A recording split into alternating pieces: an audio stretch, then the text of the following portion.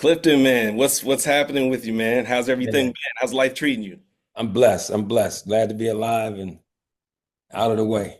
I stay out the way. I'm 69 years old. I stay out the way, baby. Wow. Wow, 69, man. Still doing it, still holding strong, Yeah. still giving us amazing characters. That's dope, man. For Yeah. real. It's For all a real. blessing. It's all a blessing. So, how does it feel to be part of season 4 of BMF? It's amazing. It's a great show. I'm a fan of the show. Got a bunch of friends on the show, and of course, I've worked with 50 before, so I'm just honored to be a part of the show, man. It's been great, and we had a great episodes coming on June 20th. I'm doing the third episode, so I'm looking Okay. forward to seeing how crazy and wild it's going to be.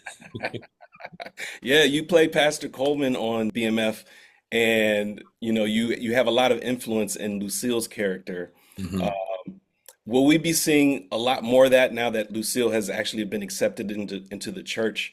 Are we going to see a lot more of that interaction between you and Lucille? When you come on as a guest star and you become a part of the cast family, this is a character that if they decide to develop, we'll see more in season 5 and 6 or Okay, 7, 8, 9, 10, 11, 12, right. 13.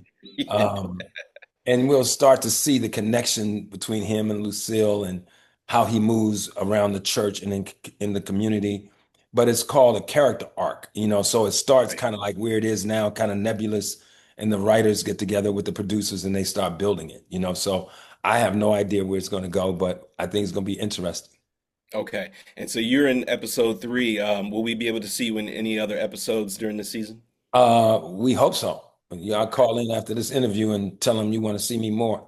Yes, absolutely. You guys definitely got to put Clifton in more episodes, definitely build out his character arc. The show is so interesting, so many different ways you can go. So I'm just honored to do, one episode and keep on doing 3 and 4 and 5 more seasons with them because it's such a, great atmosphere. The producers allow me to kind of like, you know, have some fun with the character and Mhm. embellish on them a lot. So it was really fun. And then working with people is always great. Right, right. With you working closely with Lucille, Yeah. will we see any resentment from Charles with you Oh, guys' relationship? whenever you have a drama, there's got to be conflict, because Mm.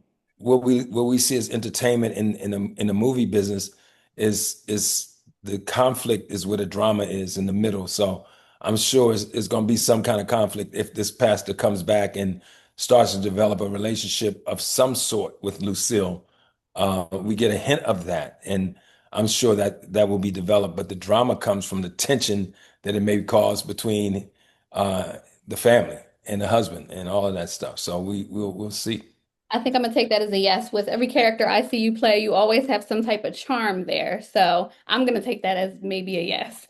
Well, I think we better check with the producers and the writers because I hope it's not a one-off, but I don't think it is. But I think what's interesting about television juxtaposed to movies is that if you get picked up for 13 episodes, you have 13 episodes to build the arc of characters. So you can bring a Mhm. guy like Pastor Coleman in. He starts out kind of gritty, kind of Mhm. flamboyant, over the top, and he grows and he changes and he melts into something different by season 7. So all the relationships, him being involved in some of the nebulous stuff that they do, all are options, and that's why you have writers and you sit in that writers room and you throw out ideas for all the people out there that don't know how this work. That's what happens. You sit in that writers room and they say, well, we like him over here. He does this over here. Let's connect him. And then all the tension in the middle is what happens. So I don't think it was a mistake bringing not me in, but a charming, charismatic pastor who's really a powerful pastor, because that's what we'll see. Right. I'm not a pastor, but I play pastors and I'm a trained actor. So if I'm going to be doing a sermon, it's going to be powerful because of what's on the page. I didn't write what was on the page, but I'm sure in the character arc that's in their mind, we want to bring in somebody, old guy, charismatic, like the brothers. They brought me in specifically because at that time I had hair, but I looked like I could be Morris's dad. Mhm. And Right. Morris' dad was having a relationship with the girl that he was with. Mhm. That's where the drama was, and that's where you got that tension in the brothers between me and Morris and myself. And they had a lot of other choices. And at the end, just a little bit of history. My man that wrote the story is out of Detroit, and he said, "Man, they making me see all these other people, and I keep telling them I want to see you."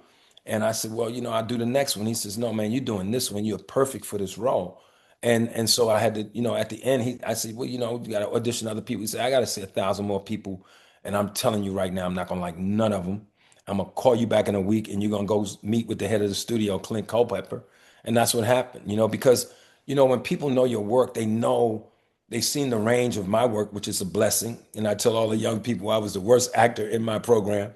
I wanted to be a football player, I never wanted to be an actor. But they know, so if you're a good producer, you see what's out there. Hmm. And you see who can morph into the type of characters that your writers have written and your producers are trying to produce. So like in The Brothers, like this piece on BMF, we know we want to go find a powerful, charming, charismatic pastor. Is it Clifton Powell? Is it Morris Chestnut? Is it Boris Kojo? And they pick me. Now where they develop from that, the base starts at he's charismatic and charming. And Hmm. the next thing you know, he's saying hi to Lucille. What's up, Lucille? How you doing? We're gonna Right. bring you into the fold of the Lord, young lady. And then the audience go, oh, what's gonna happen here? That's why the show is one of the number one shows on TV. And Good that's why writing. they brought you on, man, because you definitely have that charisma, that style, that swag, and you also bring the drama, the intensity, to your character as well. Yeah. And a lot of us love watching you on TV and on film. Yeah. You've given us a lot of great characters over the years, man, for sure. Well, For sure. I take that as a compliment. To me, it's just all a blessing, man. I didn't have a plan to do this. I just kept training and kept working and kept staying faithful. And, luckily, a blessing that some of the roles that I have done, I wasn't the first choice, but I was prepared and I went in and everything, the rest of it is history. So that's how I approach my life. That's how I approach my work. I just keep grinding, and trying to make Black people proud. Amen. You're doing Definitely are. for sure. Thank you so much, Clifton. We Thank you truly all. appreciate your time and everything that you've given us, and we can't wait to see how things transpire for you for Pastor Coleman on BMF. Yes, sir. Everybody tune in June 20th. Pastor Coleman on BMF episode 3. I'm out. All right, thank you, man. Appreciate Holla. it. Yeah.